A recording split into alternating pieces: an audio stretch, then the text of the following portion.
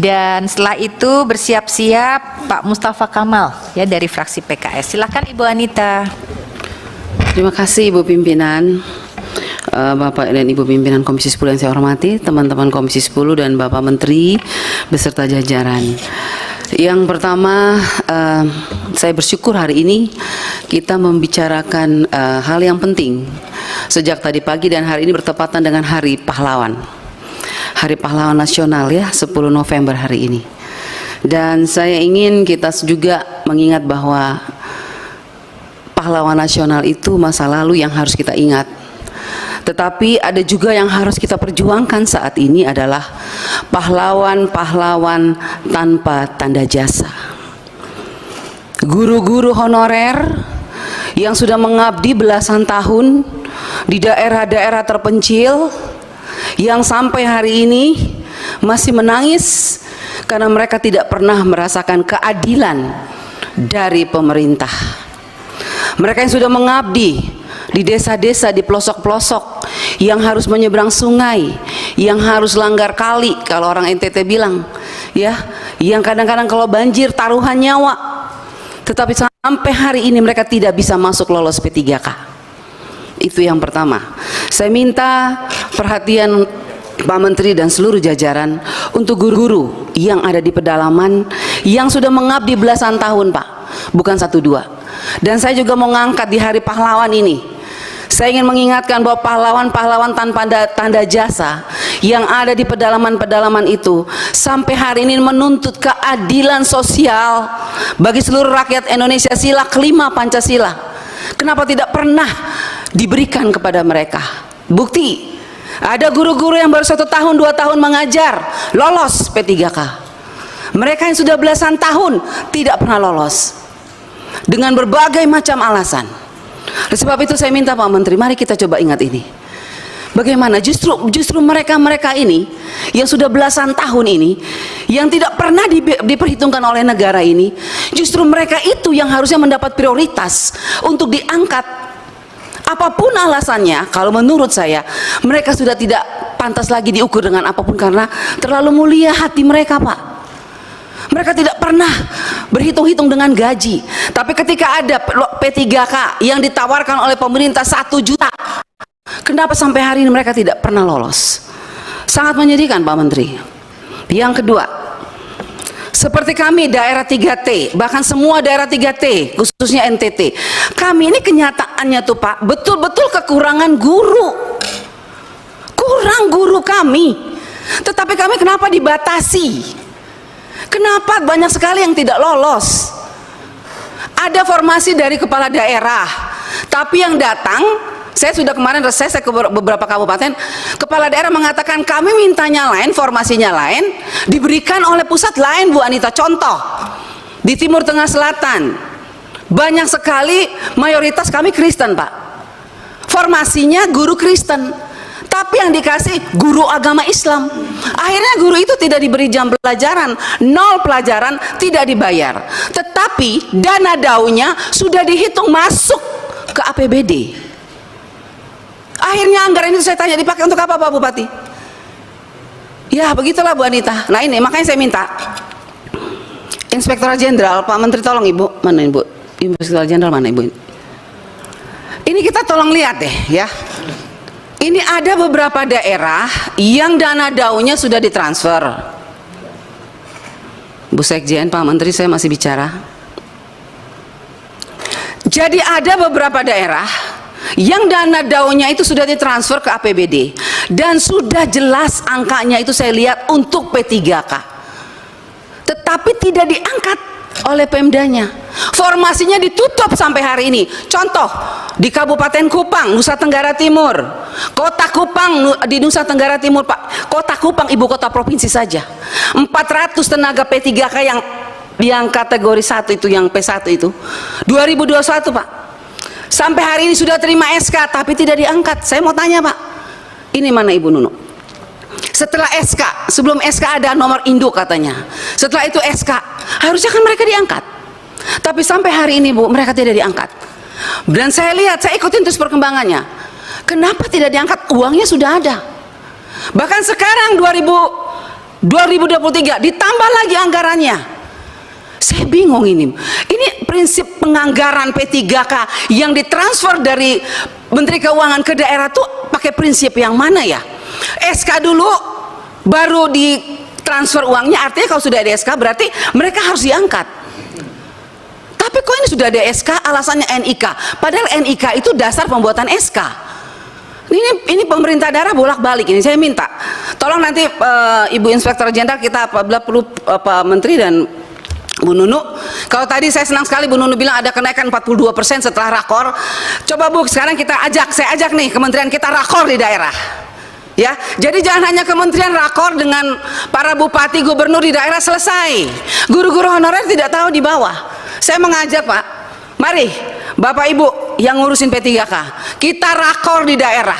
Dudukan kami anggota DPR RI dengan bupati dan gubernur dan panitia seleksi nasional. Kita pengen tahu sebetulnya persoalannya di mana. Orang anggarannya ada, tapi kenapa pemerintah daerah tidak mau angkat? Alasannya apa?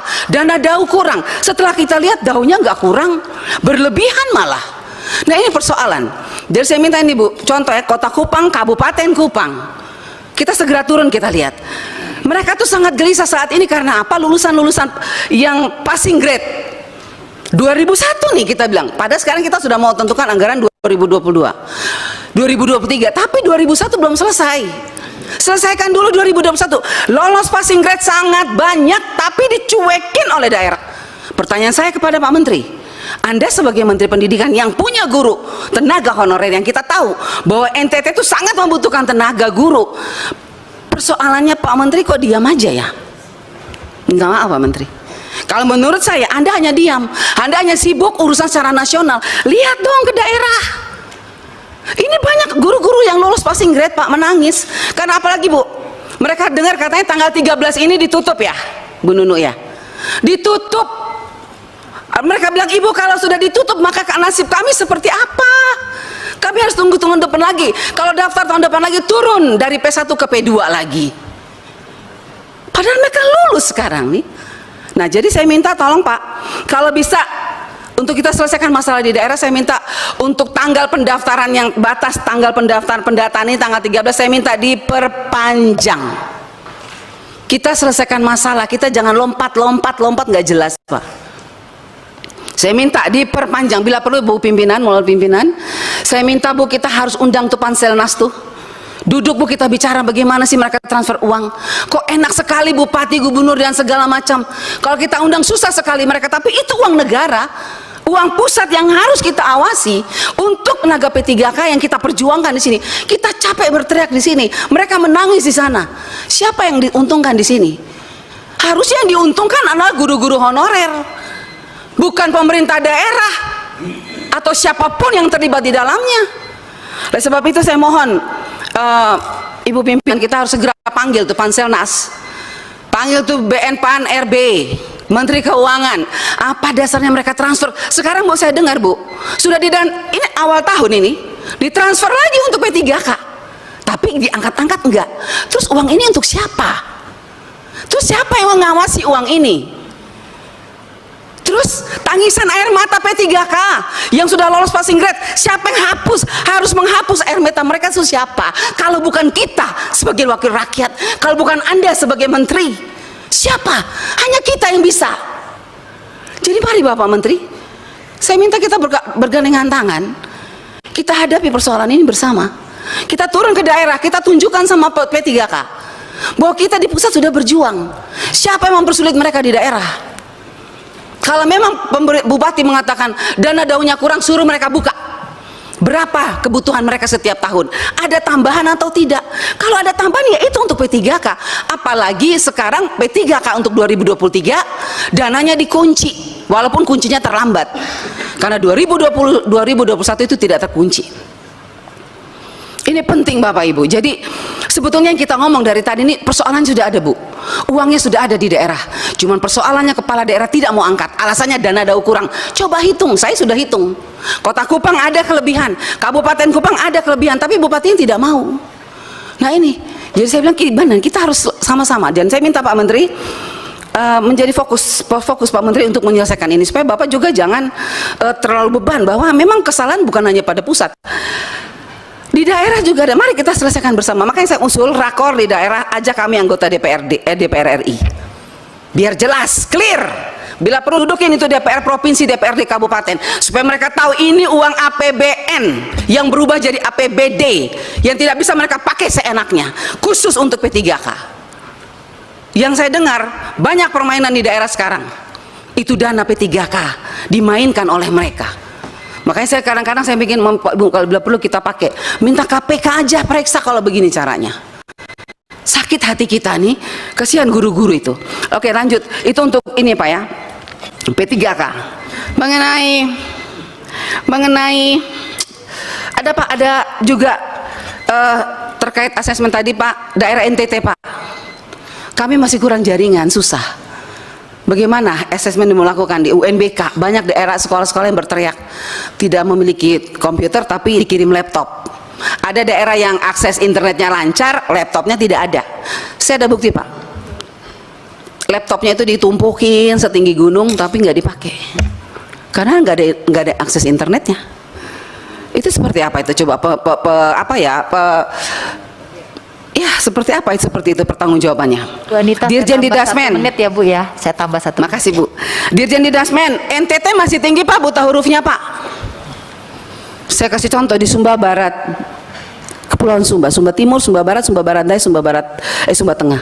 Saya pergi itu, saya kaget, sekdanya bilang Bu, angka buta huruf kita masih tinggi lah. Terus anggarannya gimana itu? Buta aksara segala macam itu bagaimana? Saya minta Pak ya, saya minta tolong saya diberitahu datanya berapa anggaran yang di sana, yang seperti tadi Pak Ferdiansa katakan benar. Actionnya apa? Kita dikasih tahu, kita jangan dikasih angka-angka Pak. Actionnya apa? Buktinya apa? Ya seperti itu. PIP masih banyak persoalan Pak Menteri, terima kasih. Kementerian kemarin sudah tiba-tiba turun melakukan audit dan melakukan sosialisasi program Indonesia Pintar. Dan saya punya videonya, betapa kagetnya kepala sekolah. Oh seperti itu ya, oh kami baru tahu ya. Pikiran saya, aduh PIP sudah berapa tahun ya, kenapa baru dilaksanakan sosialisasi sekarang? Sudah banyak uang negara yang kembali ke kas negara. Saya rugi Pak. NTT masih kembali 4 miliar dan sekarang akan kembali ditarik 5 miliar hanya karena ketidaktahuan kepala sekolah mengenai program ini. Tapi saya bersyukur walaupun terlambat, terima kasih kementerian kemarin sudah melakukan sosialisasi, dan terima kasih juga untuk Ibu Irjen sudah menurunkan auditor ke NTT hampir 80 orang, semoga semuanya diaudit. Dan rajin-rajinlah turun Bu Irjen, turunkan anak buah Ibu Irjen untuk melakukan audit supaya jelas tahu segalanya. Sudah kok. Terakhir Pak Pimpinan, tunjangan khusus Pak untuk daerah terpencil masih belum cair sampai saat ini. Tunjangan khusus daerah terpencil, tunjangan khusus daerah terbelakang, tunjangan khusus apa tuh namanya, apa tuh dikatakan biasanya apa sih, khusus untuk guru-guru yang di daerah perbatasan itu Pak. Ya, apa? Penghasilan apa terpencil itu ya, dacil itu. Dan terakhir Bu, saya berharap kita bisa panggil yang saya bilang tadi Bu, kita panggil Panselnas dan Menteri Keuangan Pan RB dan Ibu Pak Menteri dan Ibu Nunu. Saya undang kita segera rakor Bu. Saya usulkan rakor di Kota Kupang dulu, di kabupaten, terus kita terus ke sana supaya selesai masalahnya. Terima kasih pimpinan. Terima kasih Bu Anita. Menyusun kata menulis puisi.